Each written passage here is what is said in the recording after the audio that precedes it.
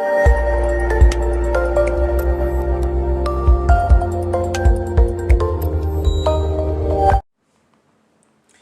guys, welcome back to my channel where fun, fair and love live, but survival is paramount.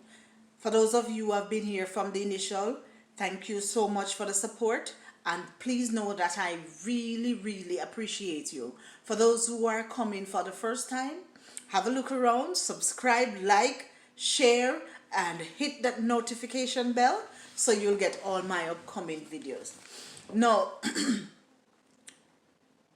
this video that I'm going to do, or I'm going to speak about, is just to encourage my people.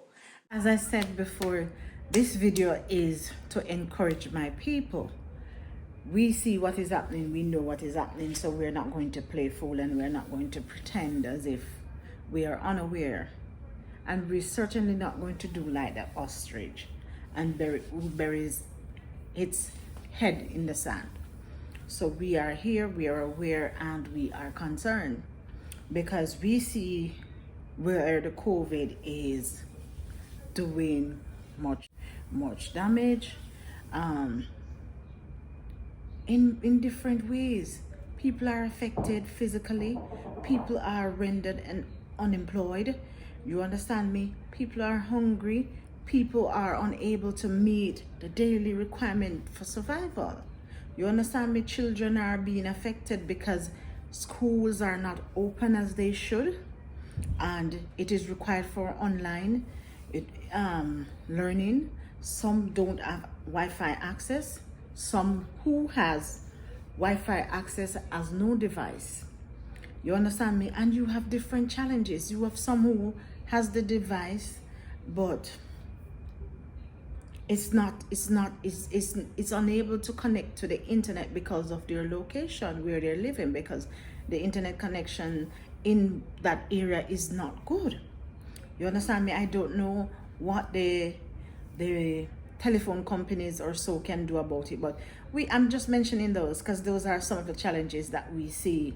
And you have parents who are at home who would normally be out working. You have some who really has never had a 9 to 5, but as them say, them juggle or them hustle on a day-to-day basis. So if you have nobody on the road, nobody doing this and that, how are they going to hustle? You have, well, there's no party being kept and stuff like that. Even some churches are closed, and you have people who that is where they earn their bread. You know, the soup man that normally sell him soup at dance, you understand me, dead yard and all of these things, because we know how it is. The jerk man who normally put up his jerk pan and does his thing on the weekend or whenever and go, that is not in play. However, when it comes to to taking responsibility, like usual, no one wants to accept the blame. No one wants to accept their part in the dysfunction or accept their part in whatever it is that had gone wrong or whatever it is that is going wrong. So we know some like to play possum, and some are just in denial, and some are just outright untruthful. But nonetheless, let us see, because I for one was taken aback when the elections were called. You understand me? And I was saying, are you serious? There's no party, funerals and so on. The requirements were changed and all of that, but the elections were allowed to go in full gear. And I know there must be some that is a result of the elections. It cannot be that it's only the party or whatever. But don't let me continue to say the prolific, the very entertaining, the very conscious, and I might say the one who is not fearful of calling out even his own party. Listen to Damion Crawford's take, his analysis of all of this that went down and the parts that people are shirking from taking the responsibility. And it's okay if you have done something and you recognize the error of your ways and you want to change, but don't deny or don't hide from it, or don't just try to pass the blame over on someone else. Take your part into it and say, listen, we can't do it like how we did it the first time, so we have to come up with a strategy, and we have to just understand that we have to postpone some things. But again, listen to this short clip that follows and let me hear what you think. Give me your feedback, because that is what I want from you. And before we go, you know how we do it here. So we always say, remember to lead with love. And thank you guys for watching. Mr. President, with all fairness, and I've been consistent. And you see, that is what I learned as a child. My father used to tell me the truth is constant and consistent. The truth can't change. I was in the wilderness as one of the very few politicians who constantly said no election should be called, publicly and openly. I said no election should be called because the activities of an election were likely to contribute to everything opposite to that which has been proposed by the Ministry of Health. Let us look at the things proposed. Let us look, just give me a chance, just today. Let us look at what was proposed by the Ministry of Health. The Ministry of Health proposed that there should be a limiting of inter-community movement. No election limits inter-community movement.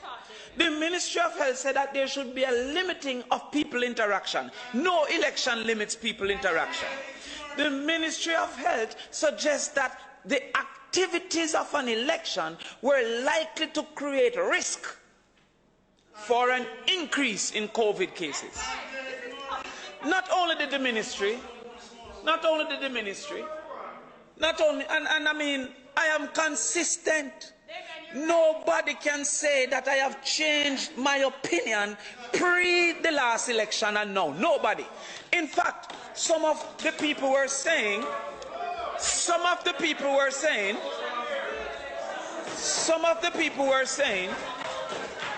that it was making the opposition look afraid for a person of such high office to be openly saying no election, no election, no election. Now let us go further. The bill before us now also states that calling an election in a spike is a risk that they are unwilling to take to call this local government election. That is what this bill is proposing today. Now you can claim you learned after the last election, but you cannot claim that the last election did not contribute. Let us go further. The Ministry of Health spoke to nomination day impact, that after nomination day they expected a spike. The Ministry of Health, not Damion Crawford, the Ministry of Health.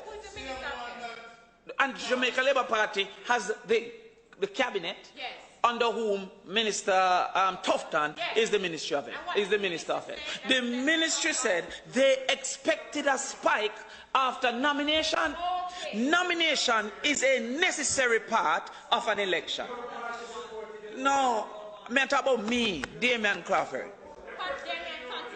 It go further. The Ministry of Health predicted, yes, after nomination day, yes, that they expected a further spike after election day. Yes. And that has proven to be true. Okay. There is in scientific research a concept we call correlation. And while correlation isn't causation, correlation is a reason to seek, yes, information if there is causation. There is clear correlation, yes, between what was the case prior to the election, yes, and what has been the case since the election. That's right. Clear correlation. So therefore, the government should not be allowed to be absolved.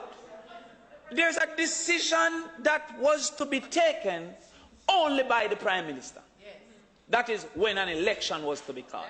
No matter what the opposition said or did, the Constitution offers him that right. Maximum right. That was an election that wasn't due until 2021 March. He sought political advantage, which he gained. Point of order again? He gained. And I mean, we can assume. But also, he gave us governmental disadvantage. He cannot be absolved from the downgrade to level 4 by the United States government that Jamaica is now level 4, putting greater risk to the tourism industry. He cannot be absolved. Very much responsible for it. And secondly, he cannot be absolved from the losses that the economy will take further. That's right. Because as you would have said, and many Jamaicans agreed, before the act of an election, the management was good. Yeah, the numbers are good. Many would agree. The logics of the numbers show that.